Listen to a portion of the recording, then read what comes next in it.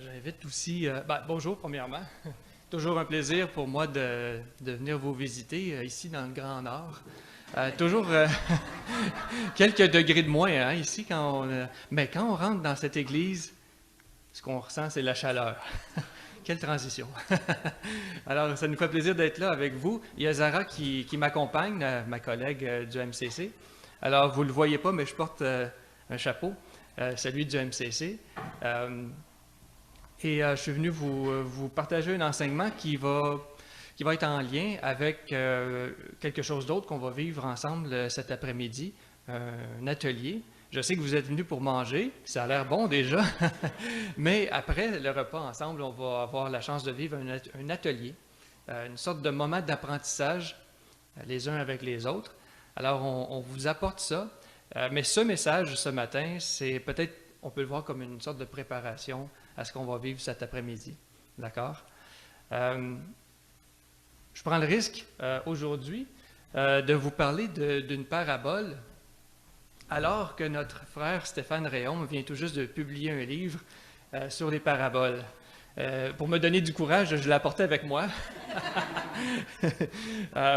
Mais j'ai lu le chapitre qui concerne la parabole du semeur, juste pour m'assurer de ne pas faire d'erreur, là.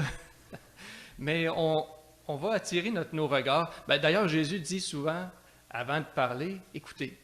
Alors, on va faire ça. On va écouter. On va faire ce que Jésus dit. Et j'invite Zara à venir me rejoindre en avant tout de suite. Elle est occupée à prendre des photos parce que j'ai demandé aussi de prendre des photos. La MCC aime ça quand on prend des photos. Alors, Zara va venir...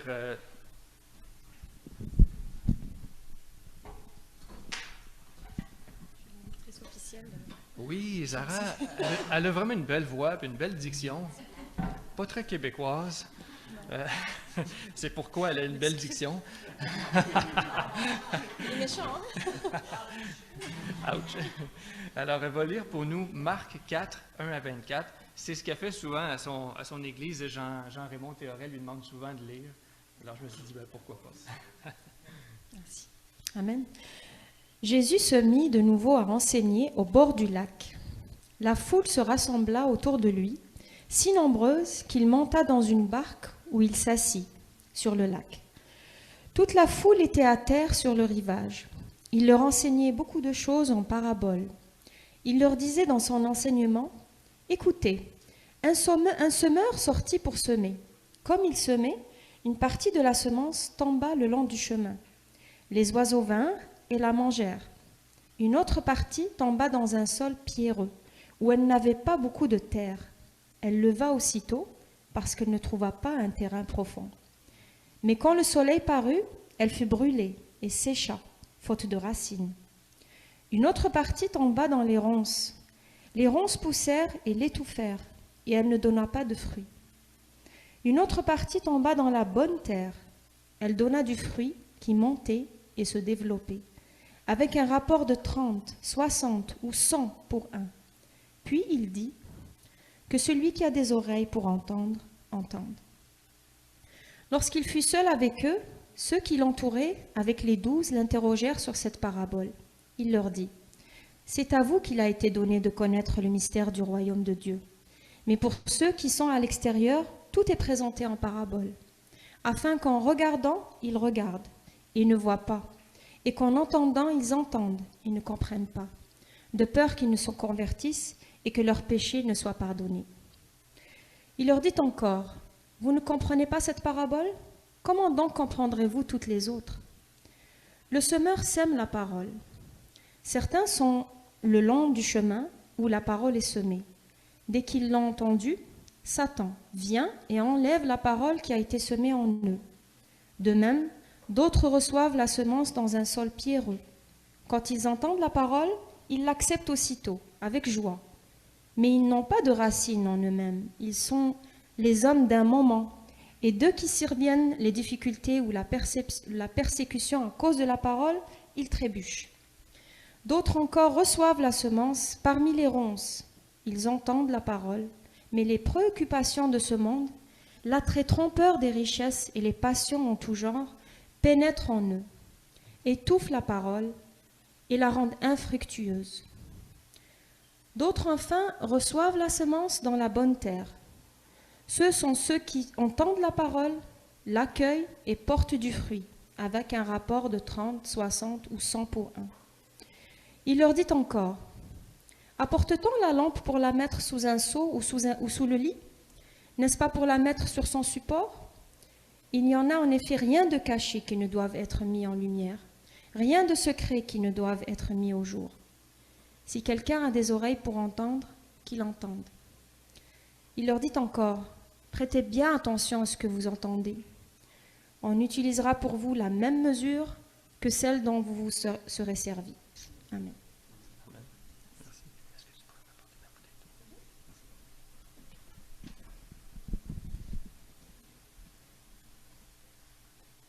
d'eau? Merci, Zara. Quel passage quand même. Avez-vous remarqué à quel point Jésus semble insister sur notre capacité à recevoir le message?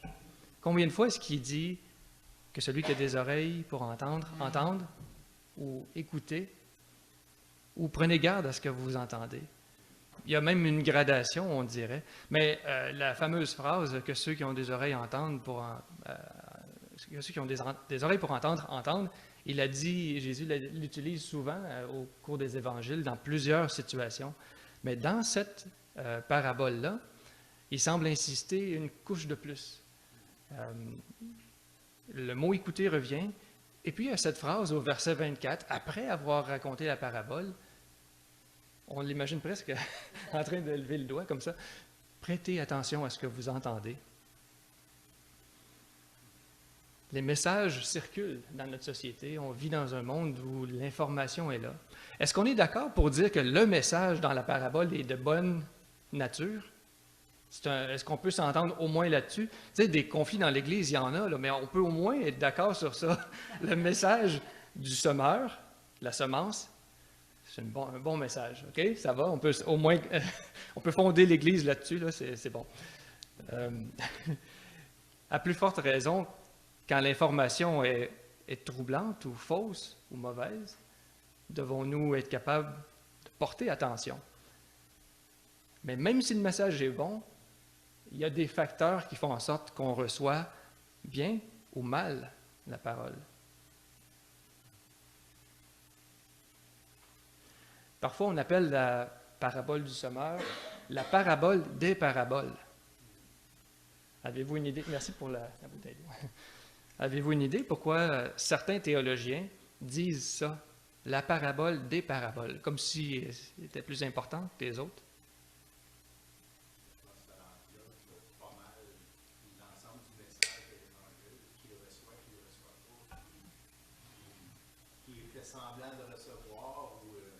Oui.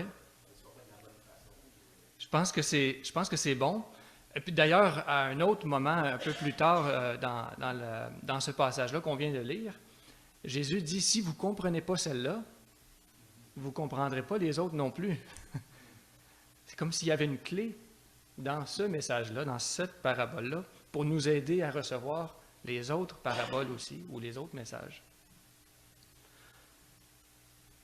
Une autre raison de considérer cette parabole comme peut-être un peu au-dessus des autres, c'est que celui qui la raconte est le semeur lui-même.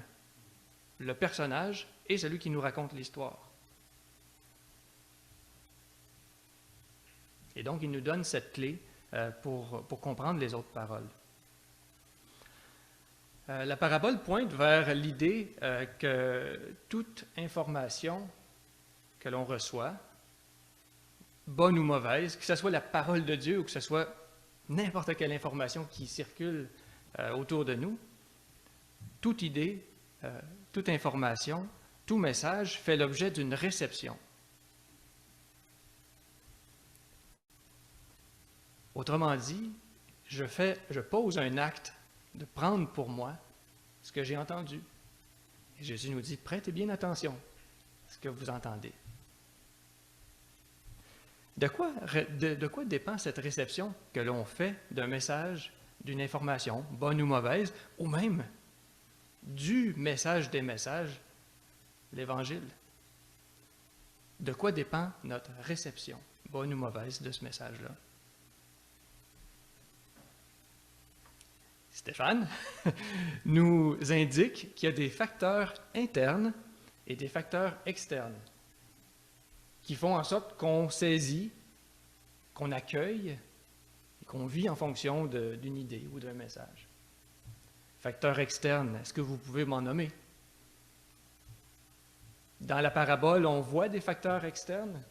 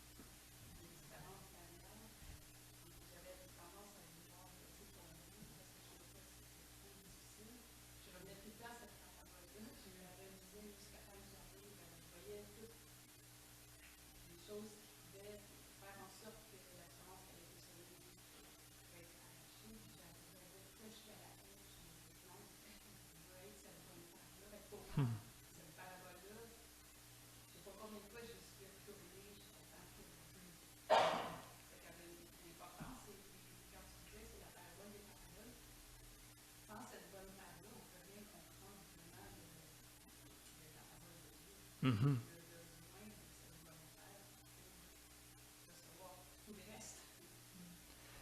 Wow, ben c'est bon. Autrement dit, cette simple histoire a le pouvoir de transformer la vie. Oui. La bonne terre, c'est quoi? C'est quoi la bonne terre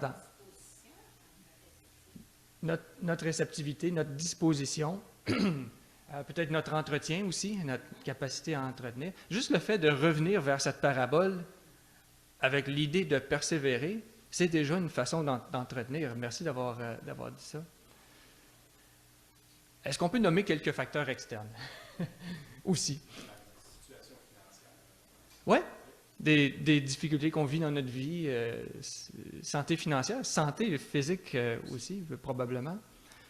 Dans la parabole, qu'est-ce qu'on voit? Que les distractions de son monde. Pardon? Les distractions de son monde. Les distractions, absolument. Oui. D'autres considérations qui nous semblent plus importantes. Oui. Ça, c'est des facteurs externes qui déterminent, ou plutôt influencent notre façon de vivre avec le message ou de le recevoir. D'un point de vue peut-être plus herméneutique, c'est pour ceux qui ont fait de l'herméneutique, j'en ai fait un peu, j'ai pas fait des études en théologie, mais j'ai un pasteur à notre église qui s'appelle David Miller qui fait beaucoup d'herméneutique. Il nous enseigne souvent sur ça. Mais quand on fait de l'herméneutique, la première chose à faire, c'est de se questionner sur la raison pour laquelle on a telle ou telle opinion. Qu'est-ce qui façonne notre lecture, justement, notre lecture d'une parabole comme celle-là? Et c'est fascinant de prendre conscience à quel point on est construit dans nos modes de pensée, on est construit par notre éducation, ce que nos parents nous ont enseigné, le groupe ethnique auquel on appartient, notre parcours de vie, les échecs, les difficultés qu'on a vécues, les choses qu'on a lues, les influences qu'on a reçues, les églises dans lesquelles on a mis les pieds, les prédicateurs qu'on a entendus pendant des années, qui ont façonné notre façon de comprendre. Ça peut être négatif ou positif, ce que je vous dis là. Mais il n'y a rien qui est neutre. On est tous façonnés par quelque chose qui module notre réception du message. Il y a un filtre.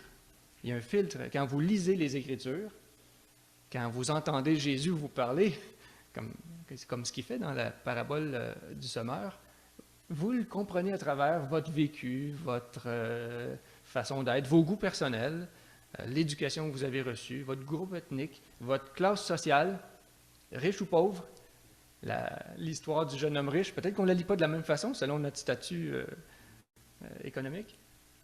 Alors on reçoit ça de façon aussi subjective que ça. Peut-être qu'on aimerait croire que c'est direct. On lit les Écritures, puis puis c'est la parole de Dieu en moi, puis c'est simple comme ça. Mais Jésus tient compte du fait qu'on reçoit le message, puis il nous parle comme des gens qui reçoivent un message. La réception est un geste actif, parfois inconscient, mais c'est quand même un processus. Alors, juste de prendre conscience de ça, je trouve que ça change certaines choses pour nous. Je vais vous dire ce que je pense que ça change. Premièrement, et Jésus nous donne ça, c'est une responsabilité. Prêtez bien attention à ce que vous entendez. C'est quoi si ce n'est pas une responsabilité? Nous, qui croyons, de comprendre que l'on filtre un message et de comprendre que le message doit être filtré. Que ce soit le bon message, la bonne parole, ou que ce soit n'importe quelle idée qui circule dans notre société, on a cette responsabilité d'être capable de trier, de filtrer et d'être conscient du filtre naturel qui vient avec moi. Un autre constat, si j'ai mon propre filtre, ça veut dire que Stéphane a son propre filtre. Marc aussi. C'est pas parce qu'ils sont moins bons que vous. Vous avez tous un filtre avec lequel vous comprenez la réalité et avec lequel aussi vous lisez les Écritures. Alors, moi, ça change toute ma perspective d'intégrer la vôtre. Juste de réaliser que Ginette a une autre façon de comprendre la même parabole, je vais vouloir m'asseoir avec elle pour en parler. Puis ça va me sembler intéressant peut-être même d'entendre ce que Ginette a à dire sur ça. Alors, ça me donne une sorte, j'ose le dire, une sorte d'humilité. Au lieu de croire que la vérité rentre tout naturellement en moi, de façon totalement neutre, je suis obligé de tenir compte des autres réceptions aussi, parce que c'est une réception.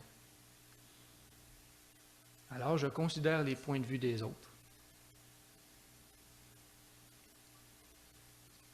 Bon, Jésus insiste sur l'idée de prêter attention ou porter attention.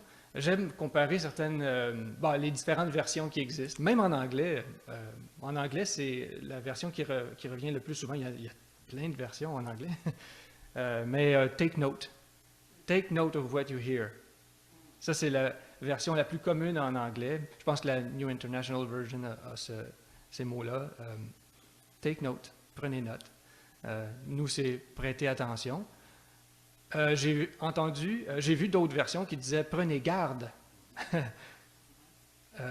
comme une sorte de prudence dans ça. Prenez garde à ce que vous entendez. J'ai même déjà vu des versions qui le soulignent en question. Qu'est-ce que vous faites avec ce que vous entendez?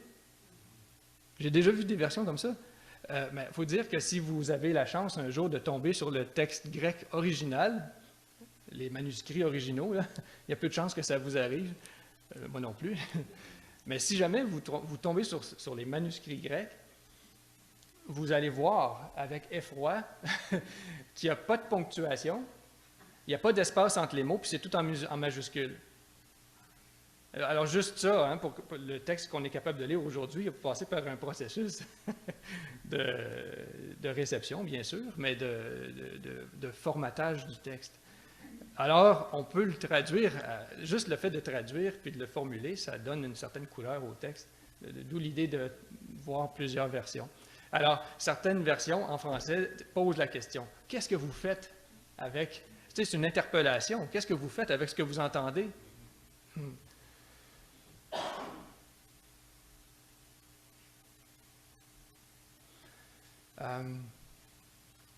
J'ai été loin de me douter que de me pencher sur la parabole du semeur allait m'amener à parler finalement de paix. Vous allez voir le lien avec la MCC. La MCC est un ministère de compassion. C'est un ministère de nos églises, de l'ensemble de nos églises, ménonites et frères ménonites, qui se donnent la main et qui déploient un ministère de compassion dans 45 pays. Ça, depuis 105 ans. Je n'étais pas là au début, là. Un ministère de compassion. Comment on pourrait développer de la compassion si on ne portait pas attention aux autres? L'idée même de considérer les perspectives des autres signifie que leur vie m'intéresse, que leur vie compte pour notre action collective. C'est un texte qui nous éloigne d'une version purement individuelle de la vie, puis qui nous lance, qui nous libère même pour aller vers les autres et intégrer sérieusement ce que les autres nous disent, à commencer par le semeur lui-même. Ce n'est pas un semeur qui nous cloisonne, qui nous isole, c'est un semeur qui nous rassemble. Et donc, on est interdépendants. On ne peut pas faire comme si on n'était pas reliés les uns aux autres. On est obligé de tenir compte les uns des autres. Peut-être même le faire avec plaisir. Ben là, j'ose. OK, pourquoi Jésus raconte des histoires finalement? À votre avis, pourquoi Jésus choisit de nous conter des histoires? Il aurait pu juste nous sortir une liste de choses à croire puis à faire. Puis, dans un sens, ça aurait été plus simple, non? Je pense que de fait compter une histoire, ça touche plus l'émotion, ça nous rejoint à l'autre niveau. Faire une liste, c'est purement intellectuel, tandis qu'une histoire, ça nous touche parce que ça vient nous rejoindre dans notre expérience de vie ou qui on est, ou des choses comme ça. Oui, ça touche à notre comportement, à nos émotions. Mais comme tu l'as dit, je m'excuse, j'ai oublié ton nom. France. Comme France nous a dit, la lecture de ce texte-là a changé sa façon de vivre. Alors, une histoire a le potentiel de changer. Je ne suis pas fort sur l'expression « changer le monde ». J'ai l'air d'un activiste de l'UQAM là, ou quelque chose comme ça. Je suis un diplômé de l'UQAM, j'ai le droit de le dire. Changer le monde, tu sais, ça a l'air idéaliste puis un peu désincarné, mais dans un sens, si Jésus nous raconte des histoires, c'est parce que c'est la façon bien humaine de se comporter, de changer le comportement. Là, je vous amène dans un truc plus anthropologique. En tout cas, on va voir si ça a du sens, là. Les anthropologues, ça a l'air d'une phrase qu'on dit pour se donner de l'autorité, mais je lis beaucoup des trucs en anthropologie. Mais les anthropologues disent que les humains dominent le monde, le règne animal, là, c'est plus le règne humain, finalement. La raison pour laquelle les humains ont dominé l'ensemble des animaux, individuellement, un lion va me battre, mais collectivement, il n'y a aucune espèce animale qui peut battre les humains. Prenez tous les éléphants ou tous les lions de la Terre, ils ne peuvent pas avoir le dessus sur les humains. On est la bébête la plus dangereuse et la plus puissante du monde, après Dieu. Parce que Dieu nous a donné la capacité à nous raconter des histoires. C'est ça qui fait que les humains sont puissants. On a la capacité. Il n'y a aucune autre espèce animale qui raconte des histoires. Les animaux peuvent s'envoyer des messages. Danger là, nourriture là, femelle là. Les humains aussi peuvent faire ça. Mais on a la capacité de nous raconter une histoire complètement imagée, comme celle-là. Jésus raconte l'histoire. Il y en a qui se posent des questions, mais il y a quand même une bonne partie des gens qui écoutent, qui comprennent à quoi il fait référence. C'est une histoire imagée, puis les gens la reçoivent, puis ils disent « Ah, je suis capable d'appliquer ça à ma vie ». C'est une espèce extrêmement puissante. Les humains sont extrêmement puissants à cause de cette capacité à coopérer en grand nombre. Ça, c'est ce que les anthropologues disent.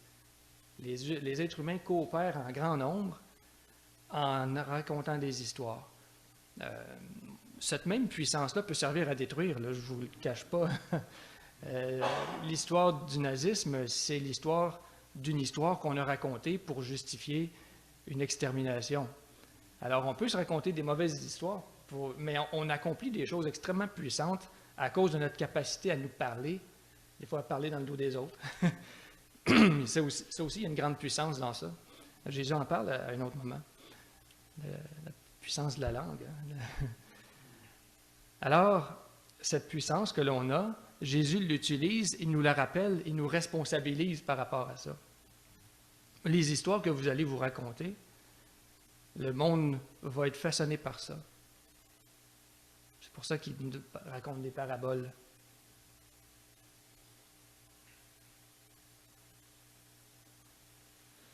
Et la nature de l'histoire importe. C'est facile, on a déjà établi que les histoires que Jésus nous raconte sont bonnes.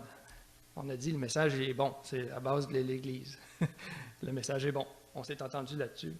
Mais parfois, les informations sont de nature à détruire. Des fois, le message est mauvais. Et on doit aussi être capable de traiter l'information.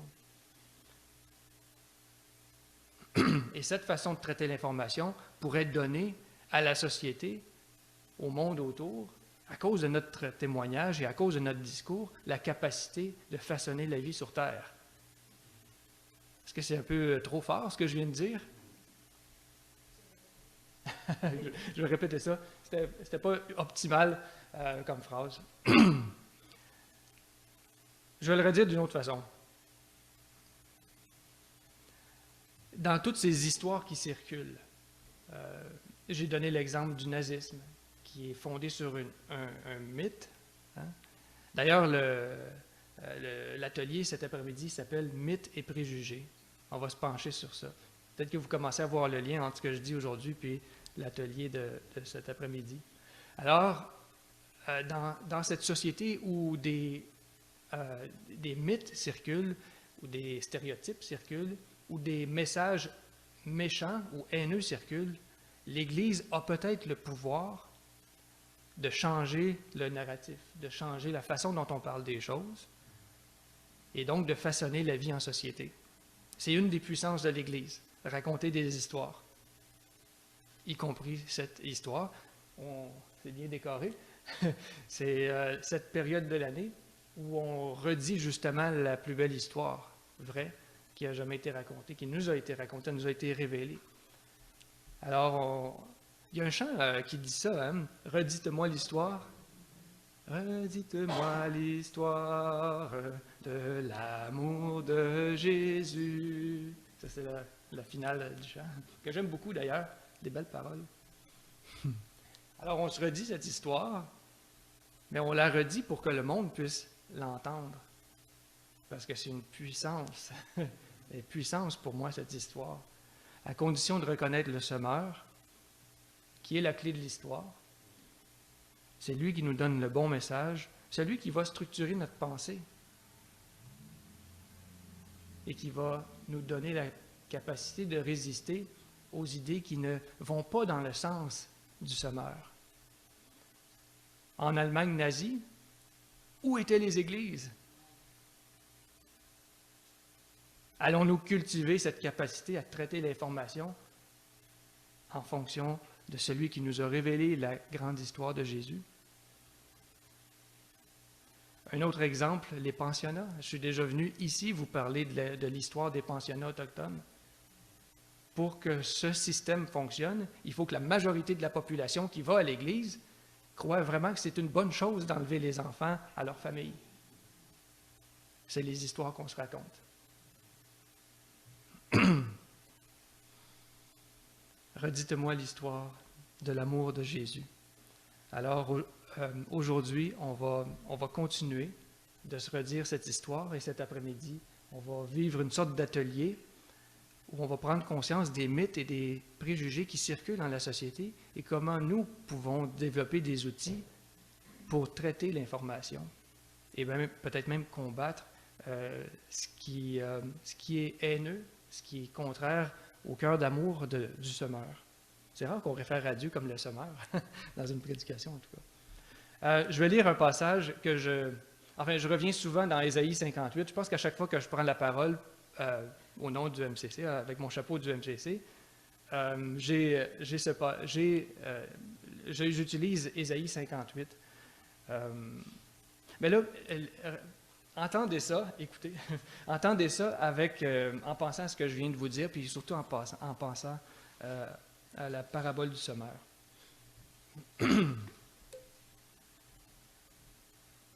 Si tu cesses chez toi de faire peser des contraintes, de ridiculiser les autres en les montrant du doigt, ou de parler d'eux méchamment, si tu partages ton pain avec celui qui a faim, si tu donnes à manger à qui est dans la peine, alors la lumière chassera l'obscurité où tu vis. Au lieu de vivre dans la nuit, tu seras comme en plein midi ou en plein jour. Le Seigneur restera ton guide, même en plein désert. Il te rassasiera et te rendra des forces. Tu feras plaisir à voir comme un jardin bien arrosé, comme une fontaine abondante dont l'eau ne tarit pas. Alors tu relèveras des anciennes ruines et tu rebâtiras sur les fondations abandonnées depuis longtemps. On te nommera ainsi, Église la Clairière, on te nommera ainsi, le peuple qui répare les brèches des murailles et redonne vie aux ruelles de la ville. Quel passage extraordinaire! Je l'aime celui-là. Prions. Seigneur Dieu, on reconnaît notre besoin de remettre nos yeux sur cette parabole, sur ce message des messages. Reviens renouveler notre connaissance de qui tu es, notre semeur, celui qui nous a donné ce message d'amour, le message de Jésus. Rends-nous capables de vivre intelligemment dans notre monde. Rends-nous capables de remettre en question aussi ce qui circule. Et que toujours notre discours, nos actions, nos pensées soient alignés avec ton royaume. Merci d'avoir donné ta vie. Merci d'avoir été l'objet des souffrances, des moqueries, pour nous délivrer de nous-mêmes, pour nous délivrer de ce monde. Et fais de nous des exemples, des modèles. Fais de nous des personnes qui vont aimer jusqu'à la mort. Amen. Merci de votre invitation encore une fois. Et je pense qu'on continue avec la scène tout de suite. Merci de cet honneur que vous me faites de vivre la scène avec vous. J'ai une façon très, très simple de faire la scène. Je me fie simplement sur le passage dans 1 Corinthiens 11. Je pense qu'il y a un chant qui va aller entre les... Ah, OK. Ah, wow! C'est trop de pouvoir. C'est moi qui fais le chant. C'est quoi le chant, là? Ah, il est bon, ça. OK, ça peut être peut-être entre le pain et le jus. Alors, voilà. Le lien avec ce que je viens de dire, pour moi, est quand même assez direct. Au sens où, si les apôtres, par mégarde, avaient oublié de transmettre le message et le rituel que l'on fait, on serait complètement dans le noir, on ne pourrait pas le faire. Ils ont redit l'histoire, ils ont transmis le message de Jésus, et on est les héritiers de ceux qui ont fidèlement transmis le message. Ce rituel de la scène, le repas du Seigneur, merci, qui nous rappelle ce que Jésus a fait pour nous. Ce rituel nous rappelle aussi qu'il a été transmis. Sinon, on ne serait pas en mesure de le faire.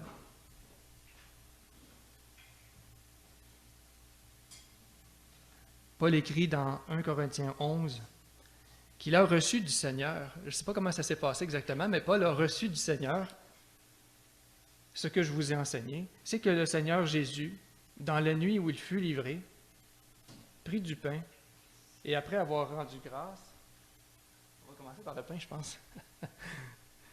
Est-ce que le pain va être distribué? Ah, OK, c'est bon. Ah, merci. Ça me donne l'occasion de relire. Car j'ai reçu du Seigneur ce que je vous ai enseigné. C'est que le Seigneur, dans la nuit où il fut livré, prit du pain, et après avoir rendu grâce, le rompit et dit, « Prenez, mangez, ceci est mon corps qui est rompu pour vous. Faites ceci en mémoire de moi. » Mangeons.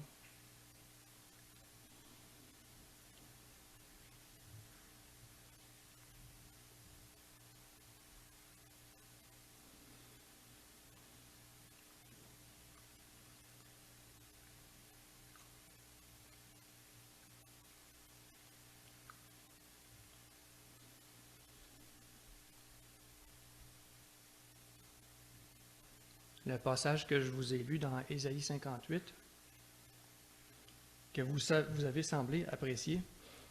Ce passage-là, en fait, est tiré d'un chapitre qui parle des rituels. Souvent, le sous-titre qui est au début du passage, c'est « Le jeûne que l'Éternel désire ».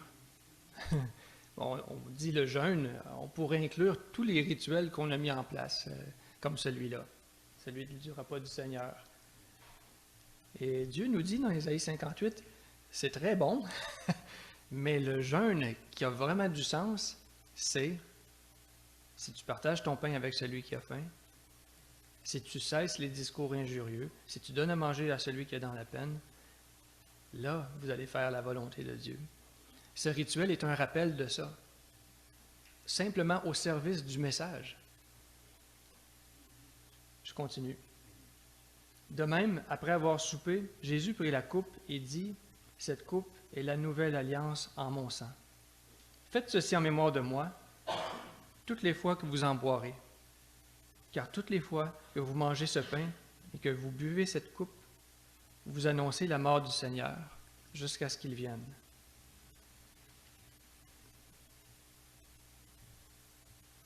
Prenons ensemble cette coupe qui symbolise la nouvelle alliance dans le sang de Jésus, jusqu'à ce qu'il revienne.